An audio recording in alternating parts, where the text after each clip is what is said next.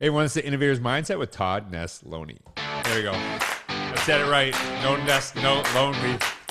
All right, man.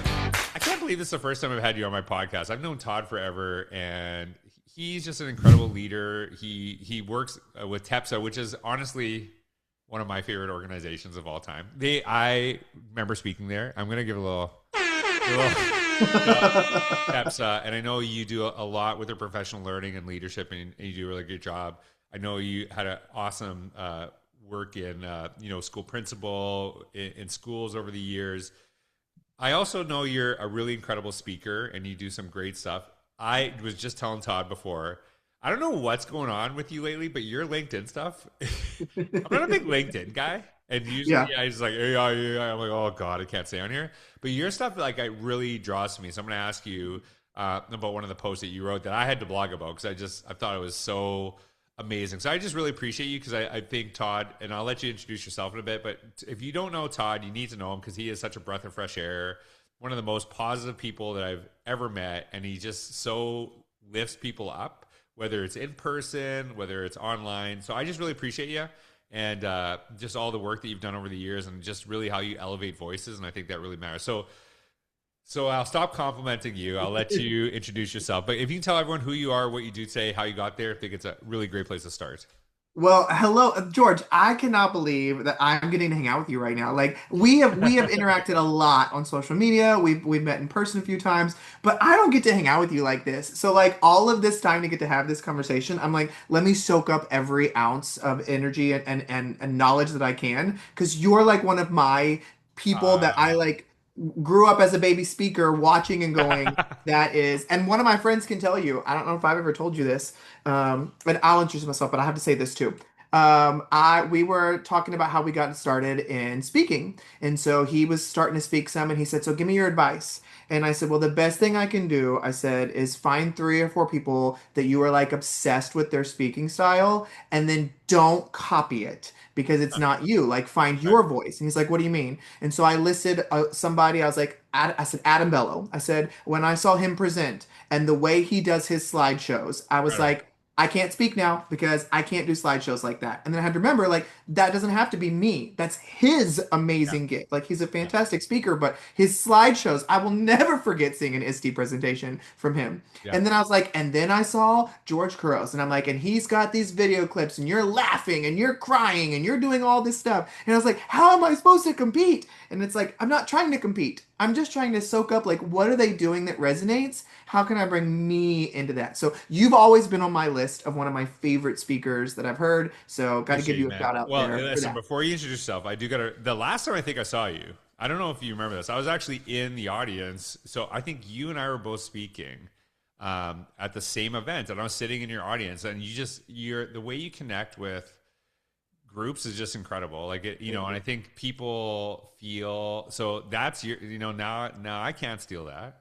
you. But you have such a good way to really make people feel and this is I'm very cautious of saying this, Mhm. very appreciated or like you're very appreciative of people and they feel that without pandering because there's a little Yeah, there could be like a little bit of like you yeah, don't know if they're awesome. Don't say they're awesome. You've never met these people, but like you yeah, do it in a really authentic way. And I think that's like, I know that you're one of your things that you're really intentional about. I think this is such a good leadership thing is every experience that you create, whether it's as a principal or, you're working TEPSA or when you're speaking, it's unique to the group because you're trying to get to know the group. And yeah, that I think that's what matters. It's not like this fake role that you yeah. say over and over again. So I will. So I'll give you the kudo back because I think you do a really good job. So again, now that we've just complimented each other, let's just end the podcast. Thanks for being on. Have a wonderful There night. you So go. There you go. yeah. So if you can just tell everyone again, tell us about you, Todd. Yeah, so I've been in education my entire career. I started when I was in high school in a grow your own program, finding out that I loved working with kids. Worked at a school my entire years that I was going to college. And then I was an instructional aide who became a teacher, who became a principal. And now I get to be a director of culture and strategic leadership for the Texas Elementary Principals and Supervisors Association, which also allows me the ability to travel all around the world, getting to work with different schools, businesses, organizations just getting to pour into people, and let people see the gifts they already have within them and how to really grow those and impact others around them. So I've got a lot of cool experiences, but it all comes back to I just love working with people. I thought my entire career would be about working with kids because I said never adults. Like kids are so much more fun than adults are. And then I actually started working with adults and Yeah. I was like, wait a minute. Like this is kind of fun too. Like I can do some cool stuff with this. So now I love working with adults just as much as I love working with kids. Not everyone comes to that realization, so that's a good thing. So I appreciate that. Tell me, okay, so your role. Tell me what the like when you talk about culture and strategic leadership. What does that mean? Like what like I know, and people just say these things, Yeah. right? But like Yeah. a lot of administrators listen to this. What do you mean by that, and why is it so crucial to like to what we do in schools every single day? Yeah, so I worked at a turnaround school, and there was a lot of staff turnover when I came in of trying to find the right people, building up the school, all these things. And the biggest thing that I came down to is the strengths that I had in the classroom over building those relationships with my students and watching them overperform Mhm. where state or data or district information had said they were supposed to perform. All came back to how I connected with them, how I encouraged them, how I built them up, but also how I educated them. And so as I became a principal, I've really noticed that that culture has to be the foundation of anything that I build because my school that I took over had about a 50% turnover rate every year. And then I came in and tried to really implement some of these new ideas and all these things that I talk about. And we were sitting at about 95, 96% retention every single year.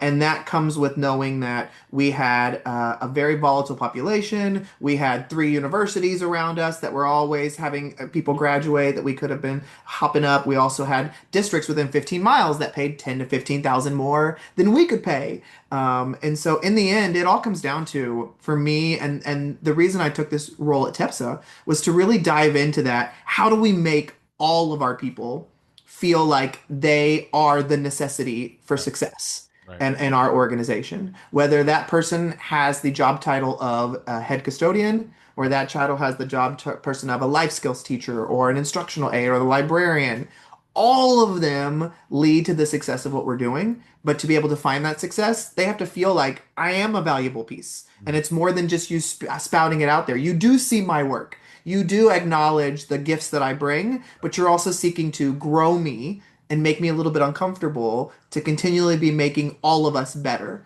And so that's what culture and strategic leadership comes down to me is how are you making those people feel seen, feel valued, feel heard, but also growing them to not stay in a comfortable position. The you said something really crucial. I think that you said culture is like foundational, and there's sometimes where it's like people use that as the end result, and it's Yeah. like no, this is the importance of culture is that at some point people are going to be pushed and they're going to be challenged. But if they and I just wrote about this that if you push people, they got to know that you have their back. That is Mhm. really crucial to what you're doing, and you're focused on basically every role. Serving students is something that really matters to me. Mhm. The I remember one time as a principal, I was new to this school, and the a teacher came out and said, "Hey, I got to talk to you about something." I'm like, "Hey, what's going on?" She's like, "The custodian. I keep seeing her talking to the students." I'm like, "And?" Yeah. She's like, "Well, And that's not her job." I'm like, "Okay, so just let me clarify. Is the school is there an issue? Like, is there like a is the school not clean? Is there something yeah. that no, the school's fine, but that's not her job." I'm like, Mhm. "Well, part of her job is to connect with the students, and the school is very clean, and part of the reason is because the kids love her." Yeah. And so that matters, and Yeah. so I think that is part of the role. In we respect every position, we respect the roles, but we're all here to serve kids in different ways. So I think that really matters to me.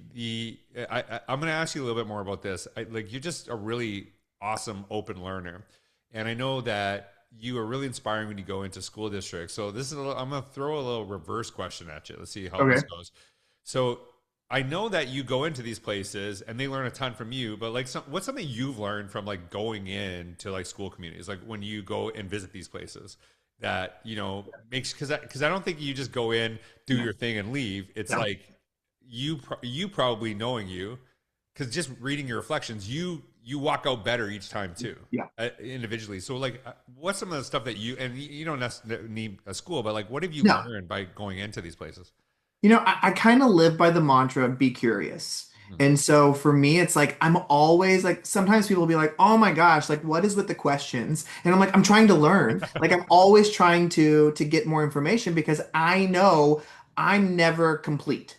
And so any space I enter into, I want to leave better because I learned from someone. Now, that doesn't mean you're always going to learn really amazing, great things. Yeah. Sometimes I need to see some really terrible things because I'm learning from that too of, ooh, I haven't done that before, but I definitely don't want to. So let me file that away. So when I go into work with some of these spaces, sometimes it's me just walking away going with, I loved how they greeted me. Mhm. Or I loved how this person came up and said this in this way. That made me feel like this. I want others to feel like that. Okay, I'm going to start. How can I use that in there? How can I tie this into the work I'm doing with this other school over here, Right. who that's a major issue? And so sometimes it's also ooh, when I came in, like there were none of this and this and this and that I see now how that would have made me feel as a parent coming into this space. So I need to be thinking about like how can I share this information in a way that people will really take it in and go, yeah, I haven't seen that or thought about that. So for me, like I said, it always comes back to that whole be curious. And I believe that every situation there is something to learn from. Doesn't mean I have to agree with Right. everything. And that's what I think, when I look at so many of us in this world right now, I think that's one of the biggest things we're missing is that idea of being curious. Doesn't mean I agree. It doesn't mean I can't call out something that needs to be called out, but at the same time, it's always like, what can I learn? What can I learn to make me better? Because I'm not done being who I want to be. That's actually when you're talking about that. One of the things I distinctly remember was you talking about. I know that sounds weird. Talking about because I this is something I really believe is important. You were talking about experiences that you had in the school that in the talk, which immediately connects you with people, right? Yeah, Because you're yeah, like they feel seen immediately, yeah. and it was like really relative. The thing about be curious matters to me, and here's like a little lesson I've learned. I remember going into a place. This is actually not that long ago, and I've been doing this for a while. And it was like they're playing jazz music. It was kind of like dead in there, and I don't know. I was just like tired that day, and usually I Yeah. say something, but sometimes you're like, hey, like why don't we change this up, whatever, and people kind of give you like, "Rah," and they're kind of Uh-huh. mad, like don't tell us what to do, kind of thing. And it's just like you're not doing it to cause an issue. You're doing it because you want it to be amazing. Yeah. And I didn't say anything that day, and it didn't feel as good as typically how I want an event to feel. Yeah. And my like big takeaway was I'd rather say something at the beginning and people be mad at me and then happy at the end than not say something and then they're kind of like not as satisfied as they could have been. Do you know what I mean? And I think that's Yeah. not like a speaker thing. It's a Yeah. education thing. There's a lot of Yeah. times we walk by stuff in our schools and we kind of something bugs us, but we just kind of hold it to ourselves. Uh-huh. But it Or we bugs other complain people. about it behind closed Right. 100%. doors and don't say 100%. anything. Because It's I love because this totally reminds me of something as you were sharing that. I was like, I remember going and speaking at a conference and they had asked me to come in. I was their keynote, but they asked me to come in for like a pre-con thing and I walked in. I'm always like I got to get there real early, like because I'm yep. not gonna have anything happen that makes me be there late. So I'm there really early. The room is set up. It's got all these tables and it's just like brown tables in a conference type room. Like it's so boring. And I was like, what I'm speaking about is the complete Right. opposite of what this is. And I'm like, but like, I don't want to make these people feel bad. Like, they're doing the best they can. Yep. And so I just went up to the lady and I was like, hey, I know my thing doesn't start for like an hour and a half. Like, is there a dollar store or a party store somewhere around here? I And love she was that. like, yeah, there's one right up the road. So I went and like bought all this stuff and I came and it was right around Thanksgiving time and Christmas, right in between there. And so I was like, I bought all these Christmas decorations and like I went all out with the rooms. I redid my activities to be themed That's around cool. that, real on the spot. And when they were like, why did you go and do all this? Like, what was the point? I was like, I just know I can't talk about certain things that I want to talk about unless there's like a little bit of extra. Right. And so for them, it was a way for me not to say like you did a terrible job, like they're doing the best they can, but also to see like look at what it could be. Sometimes it just takes being different and thinking out of the box or thinking this isn't what I need to be my best. What can I do? Instead of just getting Right. up there and being like, this sucked. I'm gonna do the best I can. Like, I'm sorry. I didn't Right. design this room. This isn't on me. Like, instead of me going, I have the time, I have the means. Let me see if I can make it a little bit better. Yeah, and that's like you want people to have that experience. I think it's not just what you do; it's that people see you doing something about it, and then they're more likely to do something Yeah. themselves too, right? So I love this. The so I'm gonna bring up. So I wrote a blog post about something you wrote on LinkedIn, and it's like one of my and like I wish people would do this more because it's like one of my favorite things about old bloggy days. It's Yeah. like someone would blog and then you blog about their blog and then I blog and Uh-huh. blog and I still do it. Like I still like I see something like oh like this is really inspired me and I wrote a post called "Choosing Curiosity and Connection in the Attention Economy." And you said you just the whole post I saw something I think it was on Facebook that you wrote this. Probably shared it on LinkedIn as well. But you and by the way, thanks for supporting Forward Together. It really meant a lot. And I think you and I are kind of I don't know, it sounds weird. We're kind of in the radical middle. Like we're trying to like focus on like, hey, it's not just like a one way or the other. There's Yeah. like middle. And you talk about nuance. You said being a principal isn't just about test scores or fancy initiatives. It's balancing the needs of students, staff, and families, all while carrying the weight of decisions that ripple through an entire community. It's celebrating success, one moment, holding space for heartbreak. It's late nights, hard conversations, conscious reflection, and deep care for people. This is the part that really stuck with me. When we reduce leadership to just do this or stop doing that, we unintentionally harm our profession. We make it seem like the work is easy, and it's not. Great leadership is nuanced, it's relational. I love this part. It's complex, and it deserves to be treated with that level of respect. Listen, I was a little bit mad at you for, I'm like, why didn't you write this before so I could put this in my book? Because it's like, right? Because that is a lot of the Forward Together Yeah. Yeah. messaging, right? So yeah, I'm a little mad, but whatever. But I think that's like, can you talk a little bit about that? Because Yeah. I really, it really, I just like, you should have heard me in my house when I'm like, so good, so good. And it was something I was wrestling with, and I'm like, oh, Todd had to say it perfect. There you go. Should have said this like 4 months ago. Could have put it in my book. So, Oh. yeah. So talk about that nuance and like some of those conversational and community things that really, really matter. I think it comes down to when no matter what job we find ourselves in, we always think that we know exactly what the next person above us is doing and the reason they're making their decisions and how we could do it better if we Right. were in that. And I think that that causes a lot of misunderstanding of what roles really consist of. And what I always go back to is any of us that are in education, we can think about it this way. In college, every single one of us was like, give me that classroom. I know how to be a teacher. I'm ready to do this. I've done my student teaching. I'm ready. And then we get in that classroom and we're like, what the heck? Like there's so much more to this job Right. than what I ever learned in student teaching. And I think the same thing goes with school administration and district administration. We always think we know what they're doing. And then if we ever get the opportunity to be up in that position, we realize very quickly there was a lot more to this. And so when you're not in the trenches or in the midst of making all those Right. decisions, it's easy to say, well, if they would just do this one thing, everybody could be happier. Right. And I see a lot of that take place on social media, and it drives me insane just because Drives me I'm insane. thinking my own Right. experience, and I'm like, yeah, I would have loved to do that. You're right. If we did that, it would make things better. But my state law doesn't allow that. My school board had it in our policy that wouldn't have allowed that. That kid's behavior intervention plan wouldn't have allowed that. That teacher had already been written up 4 times, and I couldn't have done that for the fifth time. Like, there's all these other pieces that go into things that I think when we run the risk of oversimplifying what positions do, we run the risk of being in a profession where we're not respected and Yeah. where people say, like, think about it like this. How many people do you see on social media who have never stepped a foot in a classroom outside when they were a teacher? I Right. mean, when they were a student. And now they want to tell us they know exactly what teachers are doing. Yeah. And it's like, no, there's so much nuance to the way things happen that I think that we could just if we'd stop this us versus them mentality or just do this one thing because even when I talk about culture building or things like that, I try to give a myriad of examples because I know the 30-year veteran may look at it differently than the 2-year experienced person or the person who came from a Title I school or the person who came from the East Coast versus the West Coast. Like there's all these things to take into consideration, and it's not about you're doing it wrong. Instead, I think it should be about, hey, here's an idea to consider. Maybe we could try this. If it doesn't work for you, that's okay. Like that doesn't mean you're doing it wrong when something didn't work for you.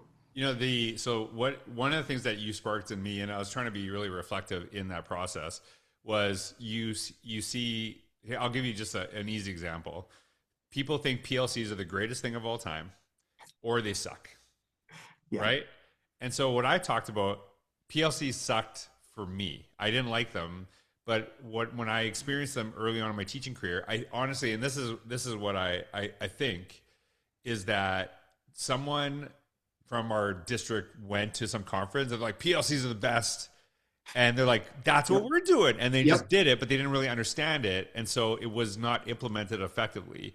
So my experience was that PLCs weren't great, but my experience is not everyone else's experience. So it's like, hey, like you can convince me, and maybe there's something I missed, maybe there's something that you're doing differently.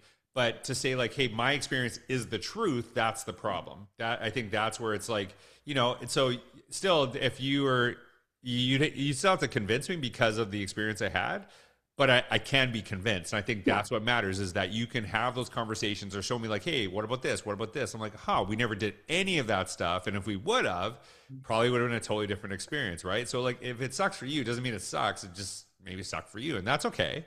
But like, Yeah. and I think it's kind of walking back from that experience. The last question I got for I know that you are speaking to a lot of schools coming up. Mhm. What is like people go see you and they have actually they have no choice, right? In some schools, right? Sometimes. Right. They just have to go see you.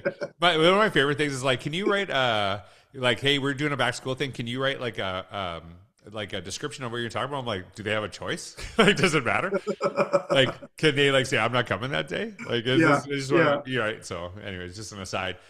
But I know this is something you're really passionate about. I know it makes a huge impact on the beginning of the year if you do it in a way that really connects with people. So, like when people have that experience with you, like what should they expect? You know, for me, I love doing this work because I love to take my own experience and make that the message. I'm not a speaker who comes in and it's all like research slide after research Right. slide after research slide. For me, it's let me show you what I did that worked. Let me show you what I did that bombed. Let Yeah. me show you how I felt. Let me see how you can help other people and change the way they feel because I know my own experience in education wasn't always positive. Yeah. There were a lot of really negative experiences. There were times where I felt like I was a lone wolf, or times I felt like I was invisible, and I still vividly remember those emotions. And so when I come in to work with any group that I work with, the biggest thing I want you to leave with is I want you to leave with some takeaways that you can actually use, Yeah. no matter your experience or where you're working at within that organization. But I also want you to leave feeling like you were validated in your gifts and what you bring to the table, and that there is value in you and that you're where you're supposed to be. And so that is always my biggest goal because we get beat down a lot in this field. And there's always going to be somebody who tells you you ain't good enough. You're not doing it right. And I want to make sure that when you leave a message from me, no matter what I'm speaking about, that's always going to be a component is helping you see that you bring something extraordinary to the table and you are where you are meant to be at this moment in time. And so that's always my goal because I know how it makes me feel when I go to listen to someone and I walk away with great ideas and things I can use, but I also walk away feeling like I was seen in that moment, even though I've never met this person on the stage before. Like to me, that is a game-changing speaker, and that's always what I aspire to leave with all my groups. Well, I've seen you speak, Todd, and I've talked about this quite a bit. There is a difference between the idea of being valued and feeling valued. And when Yeah. people hear you, they feel valued because like you can say that you value people all the time, but then you don't pour into them, and they're like, "Well, that was nice that you said that, but Right. maybe you need to like kind of align some of the stuff that you're doing." Yeah. And I know people like really feel that, and that matters. Todd, I just want to say like if you don't connect with Todd, I'd be shocked. Probably most people listen to this know your work, but just make sure you connect with him because I really appreciate your thoughtfulness of what you post, and it's not like you. This maybe not. I don't know if this is a negative or a positive, but you're not looking to create engagement for you. You're looking to improve the profession, Yeah. and it's like sometimes that doesn't get as much attention because like, do you know what I mean? And I wish Yep. more people would see that because I know you do such a great job. So Thank you. thanks for your time. Like I really appreciate you, and again, make sure you connect with Todd. He's got I'll post his website. You check out just awesome books. Check out his speaking, and I tell you, you'd be really better off if you had him come in as a speaker because I know he really Thanks, lifts George. people up. So, anyways, thanks for all you do, Todd. Thanks for being on the podcast. I hope you have a wonderful day. Take care.